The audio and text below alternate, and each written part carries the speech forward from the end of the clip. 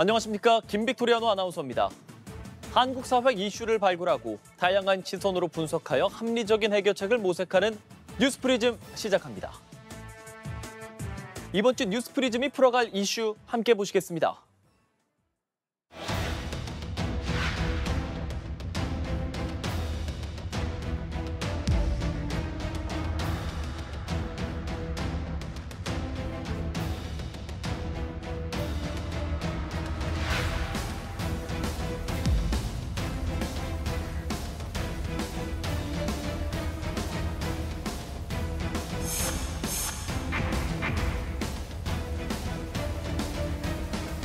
물이 하나도 없어요. 27일 이후로는 아예 문의가 없다고 보시면 돼요.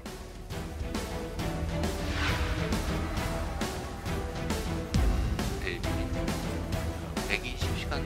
이번에 대출 규제는 맛배기 정도에 불과하죠. 부동산 관련된 정책이 많아요. 예를 들면 수요 억제책, 공급 확대책, 공급도 좀 속도를 충분히 내면 걱정할 상황은 전혀 벌어지지 않을 거다.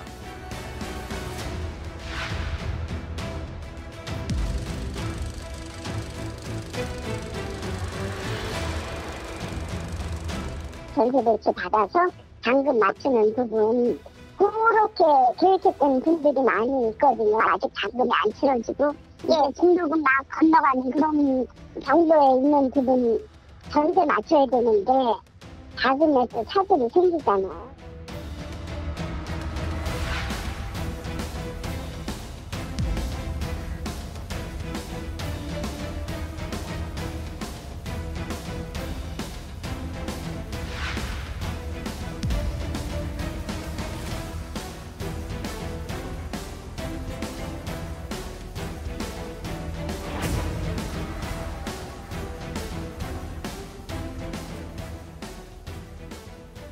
수도권 주택담보대출 한도를 최대 6억 원으로 제한한 627 대출 규제 효과가 본격적으로 나타나고 있습니다.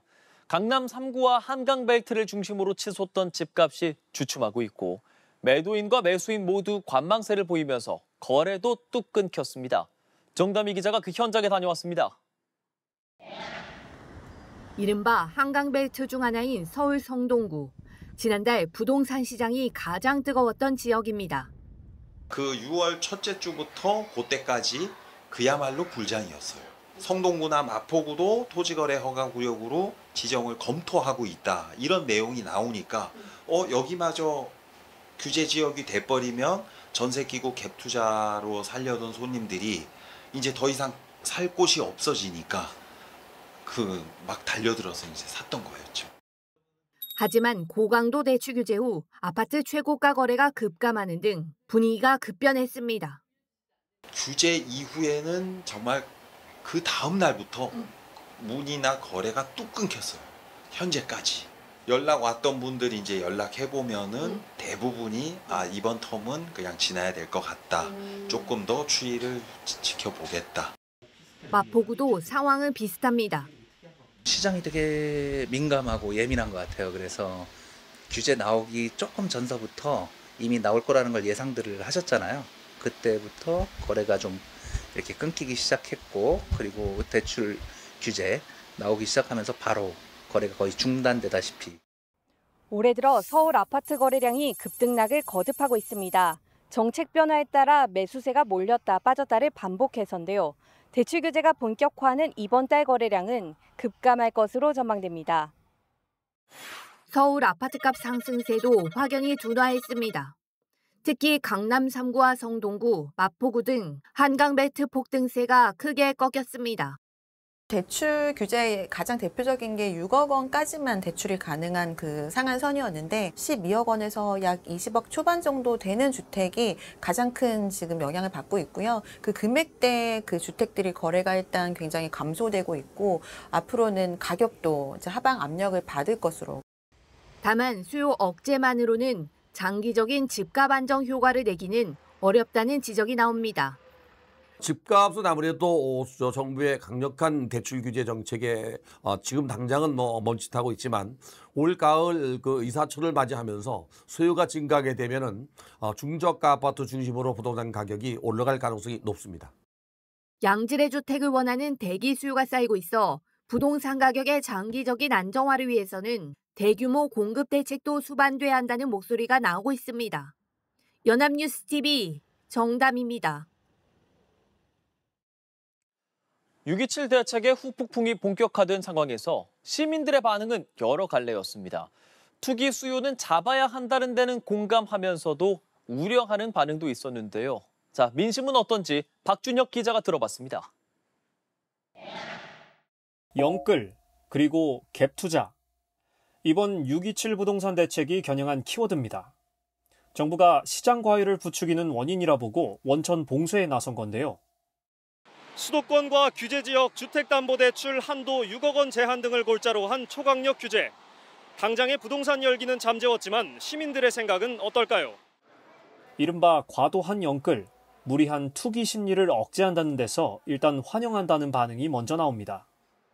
대출을 받아서 집을 산다는 것은 자유지만 감당할 수 없는 상태의 그 청년들이 도산하는 경우도 많이 봤고 제재할 수 있는 방안이라 생각해서 반면 개인의 자유로운 경제 활동을 간섭한다는 의견도 있습니다.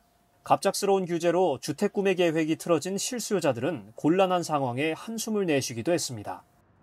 영끌이라는 것 자체가 사실 개인의 능력 안에서 할 수 있는 만큼 최선을 다하겠다라는 건데 그거 자체가 막혀버리는 순간부터는 개인이 뭔가 의욕도 조금 사라질 것 같고 기존의 계획에서는 대출의 폭이 제 예상치 내에 있었는데 규제가 되면서 아무래도 한도가 줄었잖아요. 시점을 미룰 수밖에 없는. 예고 없이 규제에 유탄을 맞은 곳도 있습니다. 재건축, 재개발 조합원들은 다주택자로 분류되는데 주거 정리에 필요한 이주비 대출까지 원천 차단돼 당황스럽다는 반응입니다. 이주비가 나가서 투기 활동을 할 수 있는 그러한 성격의 돈은 아니잖아요. 어디 가서 대출을 받을 데가 없어요. 일선 중개업소에선 불안과 기대가 교차하는 분위기라고 말합니다. 고가 아파트에 대한 관심은 확연히 줄었고 하락을 기대하며 구매를 유보하는 경우도 있습니다. 고가의 아파트 또는 높은 가격 이런 부분들은 굉장히 위축되어 있는 상태에 와 있고요. 중저가의 아파트라든가 소형 평수를 이렇게 마련하고자 했던 분들은 좀 유보적으로 지켜보겠다. 과열 상태였던 부동산 시장 안정을 위해선 불가피한 선택이라는 분석이 나오지만 굉장히 좀 빈번하게 일어날 수 있는 그런 환경이었었는데요. 강남 지역을 중심으로 집값이 굉장히 크게 상승하는 모습을 보였습니다. 조기에 좀 어느 정도 그 흐름을 잡지 않았나라는 생각이 들고 있습니다. 수요 억제에 방점을 둔 이번 대책의 부작용을 우려하는 목소리도 적지 않았습니다. 연합뉴스TV 박준혁입니다. 6.27 고강도 대출 규제 이후 지난 15일 주요 시중은행 5곳의 주택담보대출 이달 14일까지 전달 대비 1조 8천억 원으로 집계가 됐습니다. 지난 5월에 전달 대비 4조 2,316억 원, 6월에 5조 7,634억 원 늘어난 것과 비교하면 규모가 크게 줄었습니다. 자, 이 주담대와 달리 대출 규제 효과가 즉각적으로 반영되는 신용대출, 증가폭이 완연히 꺾였습니다. 기존에 연소득의 2배까지 내주던 신용대출의 한도가 연소득 이내로 제한되면서 이렇게 대출 수요가 크게 줄어든 겁니다. 전문가들은 대출 규제 효과가 나타나고 있지만 반짝 효과에 그칠 수 있다며 추가 대책을 신속히 낼 필요가 있다고 전했습니다. 집값을 장기적으로 안정시키려면 대출 규제와 함께 주택 공급 활성화가 병행된 투트랙 요법이 필요하다고 보여요. 이제 명확한 공급 대책이 없으면은 불안 심리를 잠재울 수 없고 언제든 추격 매수가 되살아날 수 있다라는 것입니다. 이런 가운데 김윤덕 국토교통부 장관 후보자가 지난 15일 정부 과천청사로 첫 출근을 했습니다. 주택 공급 확대를 위한 재건축, 재개발 활성화와 관련해서 공공의 이익을 잘 살펴서 진행하겠다고 밝혔고 국토부 산하 공기업이죠. 한국토지주택공사 LH에 대한 대대적인 개혁도 예고했습니다. 재건축, 재개발 활성화시킨다, 용적률 완화해서 한다. 좀 그런 방향으로 가되 어떤 공공의 이익을 잘 살펴서 진행해 나가겠다. 이재명 대통령은 김 후보자에게 적극적인 자세, 수동적이기보단 적극적인 태도를 주문한 상황이고요. 특히 국토부 산하 공기업 LH에 대한 구조적이고 큰 규모의 개혁을 염두에 두며 공격적으로 임해달라는 말도 덧붙였습니다. 이재명 대통령이 대선 공약집에서 밝혔던 주택 공급의 공공성 강화 의지와 궤를 같이 하는 대목입니다. 6.27 대책엔 주택 공급책이 빠져있던 만큼 김 후보자의 구상은 우선 공급 방향에 집중될 걸로 보입니다. 김 후보자는 지난 19대 21대 국회에서 국토교통위원을 지낸 친명 핵심 인사죠. 새 정부의 부동산 정책 밑그림이 어떻게 그려지기 시작할지 주목됩니다. 자, 그럼 이런 부동산 대출 규제가 수도권의 집값을 잡는 데는 성공할 수 있을지 관심이 가는 가운데 오랜 기간 부동산 침체가 이어지고 있는 지방에는 어떤 영향을 미칠지도 관심입니다. 이호진 기자가 보도합니다. 부동산 가격이 폭등하던 시기 소위 대대광으로 불리며 지방의 부동산 가격 상승세를 이끌었던 대전, 대구, 광주. 하지만 그 대대광의 영광은 그리 오래가지 않았습니다. 지난 2021년 이후 5대 광역시를 중심으로 불던 부동산 광풍이 사그라들며 하락곡선을 그려왔고 지방 부동산 시장이 반등하지 못한 채 새 정부를 맞았습니다. 한국부동산원의 지난달 전국 주택가격 동향을 살펴보면 서울은 0.95%, 수도권 전체로는 0.37% 상승한 반면 지방에서는 0.09% 하락했습니다. 지방에서는 올 들어 세종과 울산, 충북, 전북 등의 집값이 하락에서 상승으로 전환됐습니다. 하지만 세종을 제외하고는 상승폭이 크지 않은 데다 규제 적용 이후 분위기는 살펴봐야 하는 상황입니다. 이번 규제로 인해 수도권 내에서 이른바 영끌로 똘똘한 한 채를 구입하기 어려워지면서 투자 수요가 지방 부동산으로 분산될 것이라는 분석도 있습니다. 하지만 뚜렷한 상승 요인이 없이는 수도권 부동산 수요 분산 영향이 지방 부동산에 미치긴 어렵다는 게 지방 부동산 업계의 의견입니다.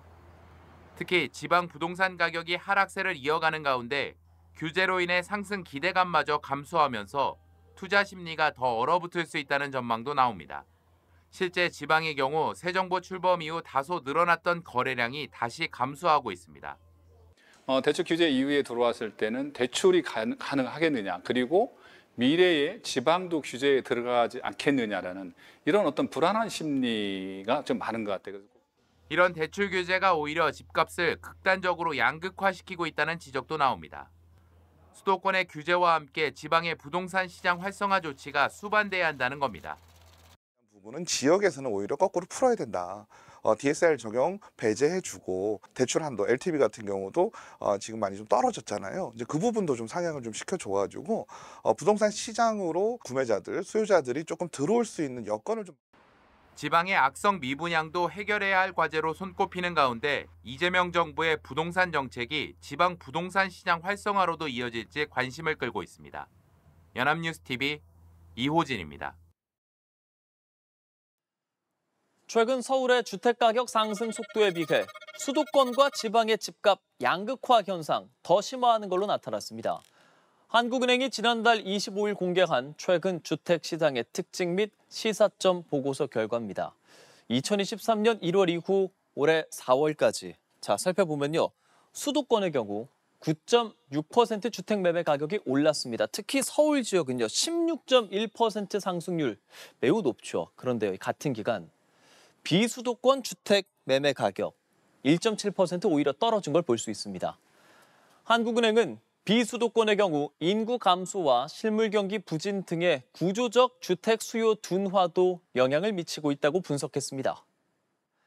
한은은 향후 거시건전성 정책의 일관성 있는 추진과 함께 주택가격 상승 지역을 중심으로 안정적인 주택 공급이 이루어지도록 하는 것이 중요할 것이라며 비수도권의 경우 산업 및 인프라 등 정주 여건 개선을 통해 주택시장의 수요 확충을 도모 지역 간 불균형을 완화해 나가야 할 거라고 말했습니다.